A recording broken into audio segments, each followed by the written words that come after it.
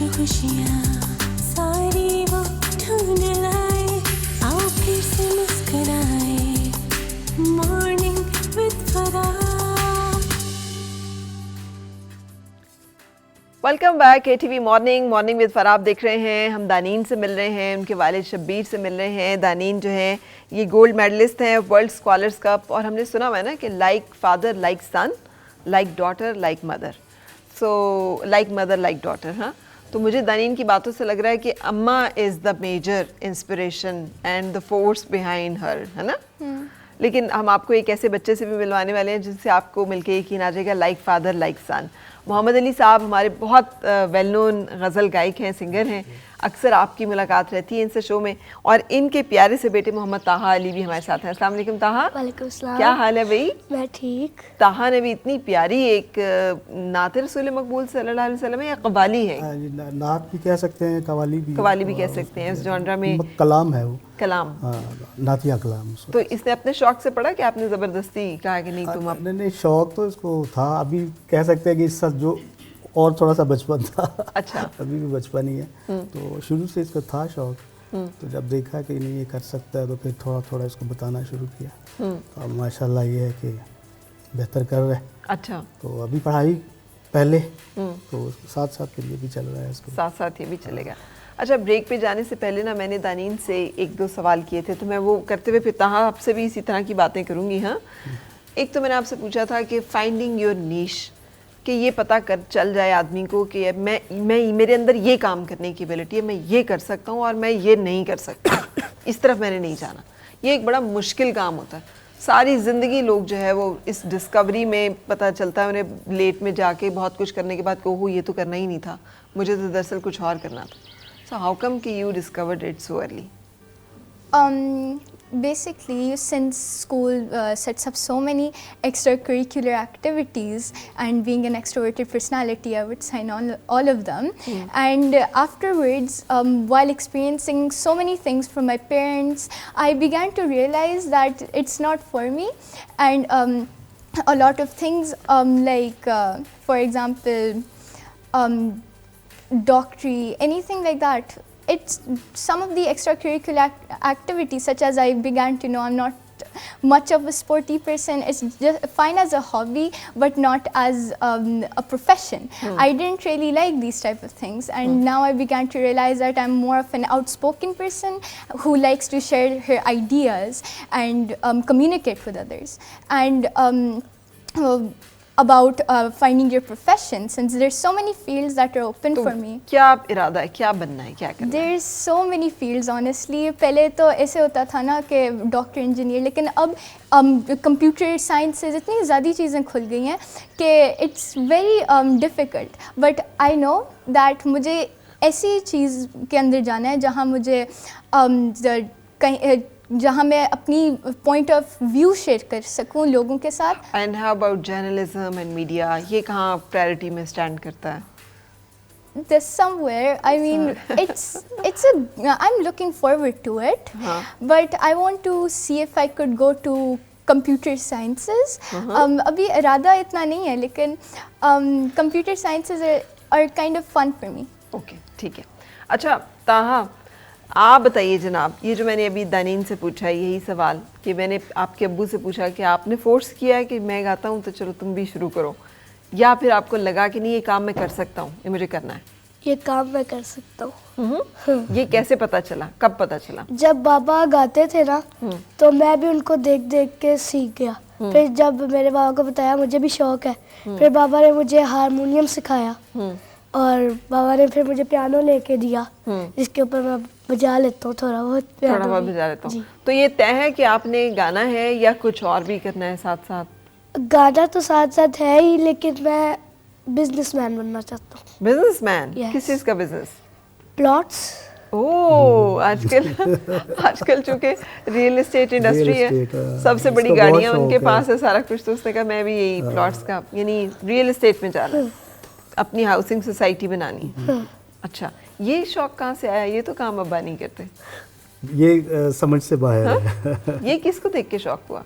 जब हमने शाला दिता में प्लॉट्स लिए थे, हमने जिनसे लिया था ना, उनको मेरे से देख के फिर मुझे हुआ कि मैंने भी ये लेना है, जी इस तरह करना है मैंने भी इस तरह से करना है। वो परचेजिंग की थी कुछ प्लॉट्स की ना, तो वहाँ पे तो इसको वो काम अच्छा लगा, वो माहौल अच्छा लगा, वो डीलिंग जैसे लोग करते हैं, वो कहता बाबा मैंने भी यही करना है, अच्छा लेकिन अच्छा पढ़ के, तो फिर एजुकेशन मुकम्मल करके। अच्छा, ठीक है भाई तुम्हारी मर्जी। सो अब क्या तय हो गया कि एक तरफ तो वो काम चलेगा, दूसरा ये चलेगा। अच्छा, कॉन्फिडेंस कहाँ से आता है कि मैं कर लूँगा ये काम? ज़्यादा मुझे स्कूल की तरफ से आया कॉन्फिडेंट, क्लास से। कैसे?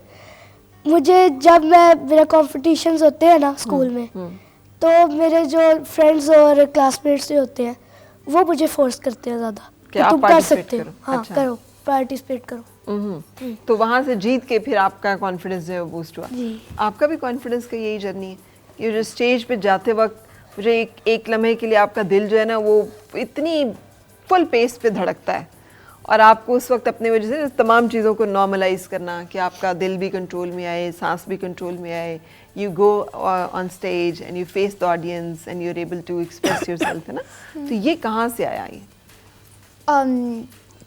टू बी ऑनेस्ट, हमारी teachers basically 2 weeks before the world scholars वो हमें बहुत सारा कुछ सिखाती हैं कि अंदर से आप कांप रहे होंगे लेकिन आपने जाना ही जाना है। हाँ। और बहुत सारी टीचर्स हमें हमारे स्कूल में भी इंट्रा क्लास पहले होता है और फिर इंट्रा स्कूल डिबेट कंपटीशन होता है। सो है। Teachers you are forced to participate in it whether if you want it और नॉट। तो आपने प्रिपेयर करना ही होता है, अगर आप सुपरनोवा पढ़ते हैं तो करना होता है। तो मुझे बेसिकली उन्होंने फोर्स किया और फिर I decided to I won the intra class and I won second place in interest. तो जब आप जाते हो स्टेज पे, so you feel all confident, या कभी वो जो टांगे कांपना, हाँ, और ये सारी चीज़ें होती हैं? अगर कोई कहता है कि जब वो स्टेज में जाते हैं उनकी टांगे नहीं कांपती, तो मुझे पता है वो झूठ बोल रहे हैं, क्योंकि सारों की कांपती हैं, सबकी कांपती वो है। एक लम्हा जो है वो सब पे गुजरता है। द विनर्स आर दोस्त जो उस एक लम्हे को कॉन्कर कर लेते हैं, है ना? या So, वो बस एक चीज़ है ट्रिक के चाहे कुछ भी हो जाए, सारे उनके कांपते हैं टांगे, बस वन थिंग दैट मैटर्स इस के लोगों को पता नहीं चलना चाहिए कि आपकी टांगे सारा कुछ कांपते हैं। इस पे तो तालियां हो जाए कि आपकी टांगे कांपती हैं, लोगों को पता नहीं चलना चाहिए कि आपकी टांगे कांप रही हैं। हाँ, यही तो आर्ट है ना।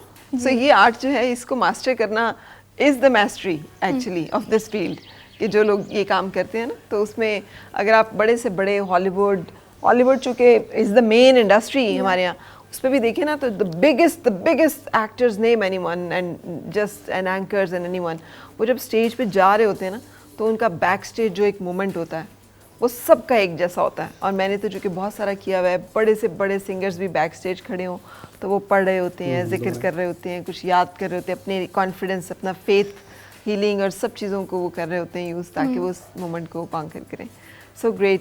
सो ताहा जी, आपका भी इसी तरह से होता है? टांगे कांपती हैं? जी। हाँ? डर लगता है? क्या डर लगता है कि क्या हो जाएगा? सुर आगे पीछे ना हो जाए। सुर आगे पीछे ना हो जाए और लोग को कोई हुटिंग ना शुरू कर दे, बूइंग ना शुरू हो जाए, है ना? आपको किस चीज़ से डर लगता है? फियर क्या है? फियर, जब टीचर्स जजेस मुझे ऐसी नज़रों से देख रही होती हैं, मुझे इतना डर लगता है ऑनेस्टली कि शायद मैं कोई अभी भी मुझे डर ही लग रहा है कि शायद मैं कुछ उल्टा पुल्टा ना कह दूं कि किसी को ऑफेंड ना हो जाए कोई टीवी स्क्रीन के सामने।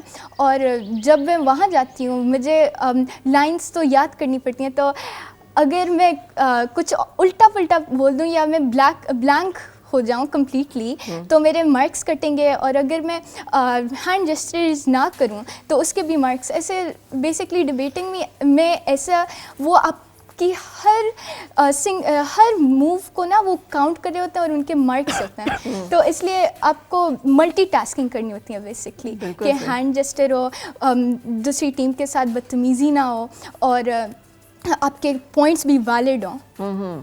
अच्छा, ये बड़ा क्रेडिट जाता है आपको शब्बीर साहब कि यूजुअली जो बेटियां होती हैं बेटियां हमारे मुआशरे में less confident, more apprehensive, more shy, not extrovert, है ना? जी, जी। कि बेटों के ऊपर तो फिर भी हम कोशिश करते हैं कि उनको ज़रा आगे बढ़ाएं कि बेटे हैं, बेटियों के ऊपर नहीं करते।